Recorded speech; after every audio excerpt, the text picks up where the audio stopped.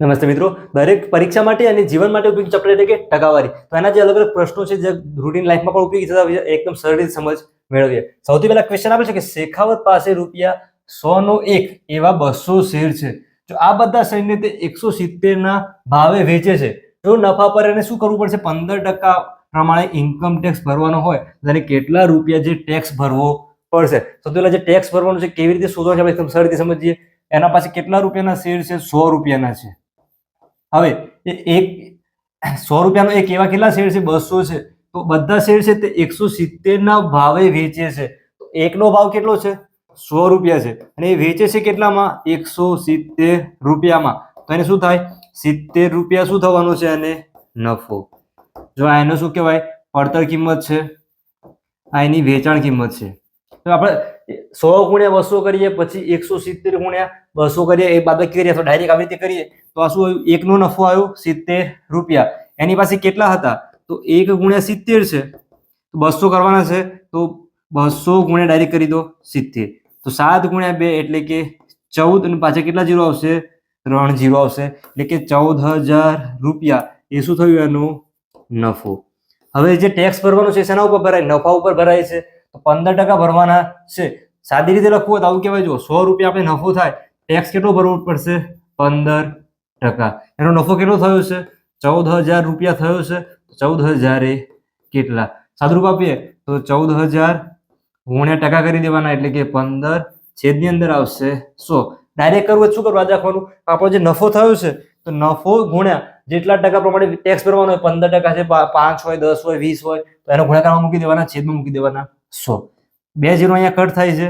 15 ગુણ્યા 140 કરવાના છે, તો 15 ગુણ્યા 14 કરીએ તો ડાયરેક્ટ કરીએ તો જો 15 ગુણ્યા 10 કરીએ કેટલા થાય? 150. 15 ગુણ્યા 4 60 થાય છે. આ રીતે આપણે એડ કરી શકીએ. 2 1 0 210 થાય અને પાછળ 1 0 એડ કરી દો, એટલે કે 2100 એટલે ₹2100 આપણે લઈ જશે, ગવર્મેન્ટ લઈ જશે, એટલે કે ટેક્સ રૂપિયાને કેટલા ભરવા પડશે? ₹2100 ભરવા પડશે. આગળ બીજો ક્વેશ્ચન છે કે કવિતા તેના પગારમાંથી ₹4000 શું કરે છે? બચાવે છે, એટલે સેવિંગ કરે છે. જો તે તેના પગારના 10% હોય તો તેનો પગાર કુલ કેટલા રૂપિયા હશે? સૌથી પહેલા 10% શું કરે છે? બચત કરે છે. એના બરાબર કેટલા રૂપિયા છે? 4000. બસ આટલું જ આપેલું છે. પગારના 10% કીધા છે. પગાર ટોટલ કેટલો હોય? 100% હોય તો 100% પગાર આપણે શોધવાનો છે, કેટલો થશે? ડાયરેક્ટ ગણવું હોય તો આવી રીતે ગણાય. 10 એ 4000 છે, અહીંયા 100 છે, જો 1 0 અહીંયા ટકામાં એડ થયું છે, 10 ના સામે 100 થયા છે, અહીંયા પણ 4000 લખી દો, પાછળ 1 0 એડ કરી દો, તો ₹4000 એ શું થયો? એનો પગાર થશે. ગણતરી કરવી હોય તો એવું કહેવાય 10 એ 4000 છે તો 100 એ કેટલા? 100 ગુણ્યા 4000 કરી દો, આવી રીતે 100 ગુણ્યા 4000 છેદની અંદર આવી જાય 10. સાદુરૂપ આપી દો તો એ જ થવાનું છે, પાછળ 1 0 થઈ ગયા. ₹40,000 પગાર થયો એનો. આવી જ રીતે આગળ બીજો ક્વેશ્ચન જોઈએ. કોઈક રકમના 18.3% બરાબર ₹300 હોય તો તે રકમ કઈ હશે? તો આવી રીતે અપૂર્ણાંક આપણે શું કહેવાય? મિશ્ર અપૂર્ણાંક કહેવાય. સાદું રીતે ગણવું હોય તો કરવાનું શું? મિશ્ર અપૂર્ણાંકમાંથી અપૂર્ણાંકમાં ફેરવી દેવાના. એના પણ અલગથી આપણે વિડીયો મૂકેલા છે, તો આમાં તકલીફ હોય તમારે શું કરવાનું? પ્લેલિસ્ટમાં જવાનું અને મિશ્ર અપૂર્ણાંક એટલે બેઝિક મેથ્સના વિડીયો જોશો. એની અંદર પાયાના ગણિત થઈ, એમાં બધા જ દાખલા સરવાળો બાદબાકી ગુણાકારથી લઈ આ મિશ્ર અપૂર્ણાંકમાંથી ટકામાં ફેરવવાના હોય, ટકામાંથી મિશ્ર અપૂર્ણાંક ફેરવવાના, અથવા આ મિશ્ર અપૂર્ણાંકમાંથી અપૂર્ણાંકમાં જવું હોય તો કરવાનું શું? ડાયરેક્ટ જો ફરી જોઈ લઈએ. 18, 3 અને આવી રીતે 4 છે. ગુણાકાર આપણને આવડે છે. 18 અને 4 નો કરી દેવાનો ગુણાકાર. 18 ગુણ્યા 4 કેટલા થાય છે? 72 થાય છે. એની અંદર જે અંશમાં 3 છે એને એડ કરી દેવાના. કેટલા થયા? 72 પ્લસ 3 કરીએ એટલે કેટલા થાય? 75 થાય છે. છેદની અંદર જો આ છેદ કહેવાય, 4 છે, એ મૂકી દો 4. 75 ના છેદમાં 4 એ શું થયું? આ જે મિશ્ર અપૂર્ણાંક છે એનું અપૂર્ણાંકનું સ્વરૂપ આપેલા છે. ટકા આપેલા છે, બરાબર કેટલા છે? ₹300 હોય તો તે રકમ કઈ? આ રીતે લખાય. જુઓ, 75 ના છેદમાં 4 બરાબર ₹300. એ ટકા આપેલા છે. ટકાનો સંબંધ દૂર શું પડશે? ભાગાકાર કરવો પડશે. તો આજે 75 ના છેદમાં 4 છે એને અહીંયા જો 100 વડે ગુણાકાર કરી દો, અથવા અલગથી લખવું હોય તો કેવી રીતે લખી શકાય? જો 75 ના છેદમાં 4 છે, ગુણાકાર કરી 1 ના છેદમાં 100 લખો. આ બંને સેમ જ કેવા છે? બરાબર અહીંયા આપેલા છે 300. સાદુરૂપ આપીએ, છેદમાં જે બધા છે ક્યાં જશે? સામે જશે. તો 75 બરાબર 300 ગુણ્યા 4 ગુણ્યા 100. જો કોઈ સંખ્યાને કીધી છે, એક્સ ધારવું ના ધારવું તો ડાયરેક્ટ આપણે ગણી શકીએ છીએ. 75 ની સામે મોકલી દઈએ. 300 ગુણ્યા 4 ગુણ્યા 100 છેદની અંદર કેટલા આવી જાય 75. જો 75 અહીંયા ભાગ ના આવડતો ડાયરેક્ટ 25 ગુણ્યા 3 75 ને 25 ચોક 100. અહીંયા 3 જો 100 ભાગ ચાલે છે તો 4 ગુણ્યા 4 16 પાછળ 2 0 તો 1600 રૂપિયા આ શું થયું આપણું આન્સર. ખ્યાલ આવ્યો? તો આ જ વસ્તુ ચોપડીમાં કેવી રીતે હશે? x આપેલો હશે તો x ના ટકા આપેલા હોય તો અહીંયા x ગુણાકારમાં મૂકેલું હશે. બધી જગ્યાએ x હશે તો x ગુણ્યા 75 સામે મૂકી દીધો તો x બરાબર x એટલે કોઈક સંખ્યા. તો આપણે ડાયરેક્ટ એક્ઝામમાં શું છે રીત બતાવવાની હોય તો આ બધું લખવું પડશે. ડાયરેક્ટ જવાબ લખવાનો હોય તો આપણે કેવી રીતે પણ લખી શકીએ છીએ. આગળ બીજો ક્વેશ્ચન જોઈએ. દિશાએ ગણિતમાં કુલ 50 ગુણમાંથી 70% ગુણ મેળવ્યા છે તો તેને કેટલા ગુણ મેળવ્યા? એવું કહેવાય કે 50 ના 70%. ડાયરેક્ટ ગણો તો આપણે ગણી શકીએ છીએ અને જો મેથડ થી પણ જોઈ લઈએ. 50 ના 70%. મેથડ જોઈએ તો કરવાનું શું? 50 આ નાની જગ્યાએ ગુણાકાર 70% છે તો 70 ના છેદમાં મૂકી દો 100. એક એક જીરો અહીંયા કટ થાય છે. અહીંયા પણ એક એક જીરો કટ થાય. 7 ગુણ્યા 5 એટલે કે 35. આ શું આવ્યું? એના મેળવેલા ગુણ. આવી રીતે આપણે ડાયરેક્ટ 50 ના 70% છે. જો ટકાનું સિમ્બોલ હોય તો હંમેશા છેદમાં કેટલા 100 મૂકવા જ પડે છે. ડાયરેક્ટ બે સંખ્યામાંથી એક એક જીરો કટ કરી દો. 7 ગુણ્યા 5 એટલે કે 35. જવાબ એ સેમ જ આવે છે અને કેટલા ગુણ મેળવ્યા હશે? 35 ગુણ મેળવ્યા હશે. આગળ 150% ને દશાંશ અપૂર્ણાંકમાં ફેરવો. જો આવો સિમ્પલ ક્વેશ્ચન, પરંતુ આમાં શું થાય ગણતરીમાં જો ભૂલ થાય તો આપણો જવાબ ખોટો પડી શકે છે. 150% છે તો પહેલાની અપૂર્ણાંકમાં ફેરવી દઈએ. જો 150 ટકાનું સિમ્બોલ જો એડ કરવાનું તો ગુણાકાર કરવાનું 100 જોડે. અહીંયા આપણે દૂર કરવાનું છે તો છેદમાં મૂકી દો 100. સાદુરૂપ આપીએ તો જો એક એક જીરો કટ થાય છે. 15 છે આ રીતે લખાય. 5 ગુણ્યા 3 15. 5 ગુણ્યા 2 10. 5 5 કટ થાય. શું બાકી રહ્યું છે?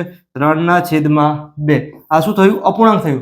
તો આપણે અહીં જો દશાંશ અપૂર્ણાંક એટલે પોઈન્ટ આપણે જે બોલીએ છીએ પોઈન્ટમાં ફેરવવાનું છે તો આવી રીતે 3 ભાગ્યા 2 છે 3 છેદમાં 2 અને લખો તો 1.5 એટલે કે 3 એવું કહેવાય ગુજરાતીમાં 3 ના અડધા કરવાના છે તો કેટલા થાય? 1.5.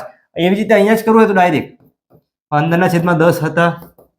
ડાયરેક્ટ છેદમાં 10 છે તો 1 પોઈન્ટ કપાય 1.5. જો સેમ આવે જ છે. આ મેથડથી ગણેશ આપણે ડાયરેક્ટ યાદ હોય કે છેદમાં જો 10 હોય તો જમણી બાજુથી 1 અંક છોડીને પોઈન્ટ મૂકવાનો છે. છેદમાં જો 100 બાકી હોય જમણી બાજુથી 2 અંક છોડીએ છીએ. આગળ 500 ના 40% ના 8% બરાબર કેટલા થાય? જો આવો પ્રશ્ન આવી રીતે ઘણો હોય સંખ્યા આપેલી હોય ટકા પછી ના ટકા એવી રીતે 3-4 વખત ટકા આપેલા હોય તો આપણે શું કરીએ? 500 ના 40% શોધીએ. જવાબ આવે છે પછી એના ફરીથી 8% શોધી આવી રીતે 3-4 સ્ટેપ જ ટાઈમ બગડે છે. આપણે કરવાનું શું? ડાયરેક્ટ 500 લઈ લેવાના ગુણાકાર 40% છે ગુણાકાર 8% છે તો જો ટકાનું સિમ્બોલ દૂર કરી દેવાનું છે છેદમાં મૂકી દો 100. જેટલા વખત ટકા છે એટલી વખત 100 મૂકી દેવાના. અહીંયા તો 0 જેટલા કટ થાય છે એટલા કટ કરી દો. થાય છે આવી રીતે 5 ગુણ્યા 2 10. 2 ગુણ્યા 4 8. હવે બાકી કેટલા રહેશે? જો 4 4 500 અહીંયા કટ થઈ ગયા છે. 4 ગુણ્યા 4 એટલે કે 16. આ 16 શું થયું? આપણો આન્સર.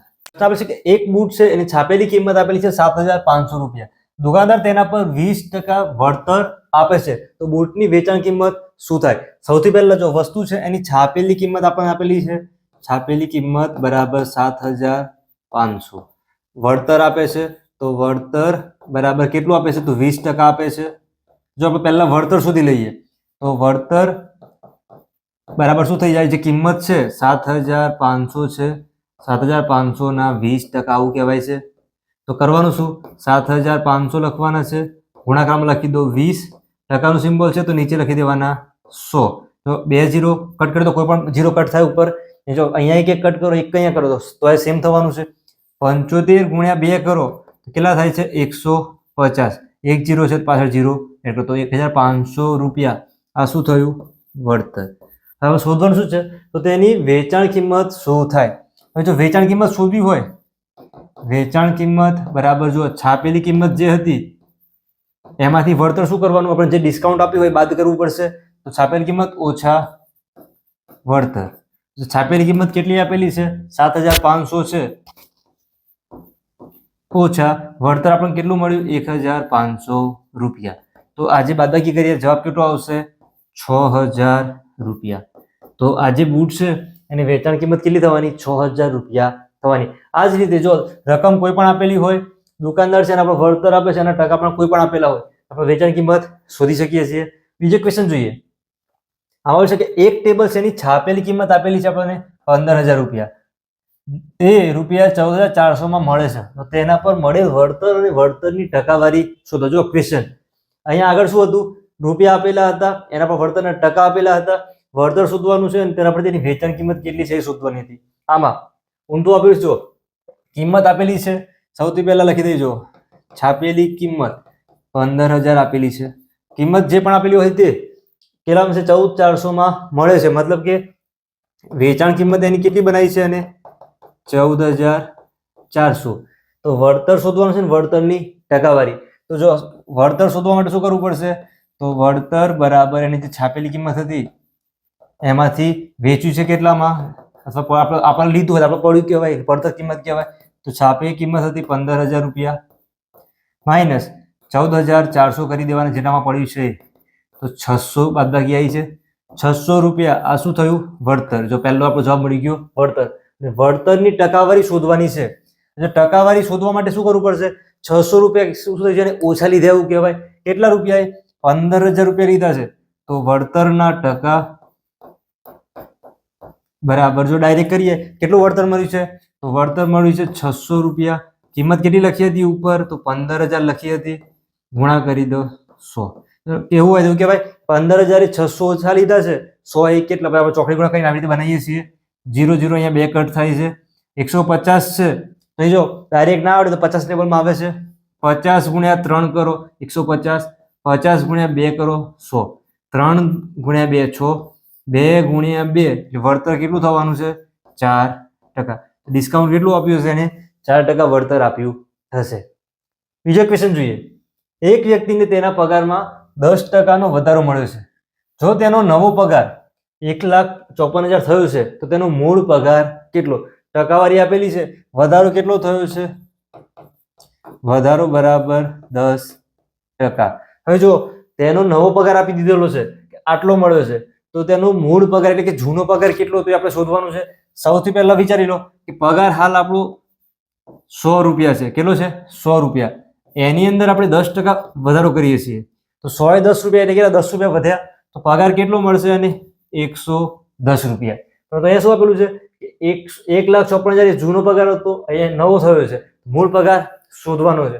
એવું કહેવાય કે આજે નવો પગાર અહીંયા જો આપણે બનાવ્યું તો આવી રીતે 100 ના 10% બરાબર 10 એટલે કે 110 થયા હતા, તો 110 બરાબર કેટલા રૂપિયા થયા છે, 1,54,000. ટોટલ કિંમત જૂની શોધવાની છે, તો 100 હતી, તો 100 બરાબર કેટલા આવી રીતે થાય છે, ચોકડી ગુણાકાર થાય, તો 1,54,000 ગુણ્યા કેટલા થવાના, 100 થવાના છે, છેદની અંદર આવી જશે 110, અહીંયા ગુણાકાર છે.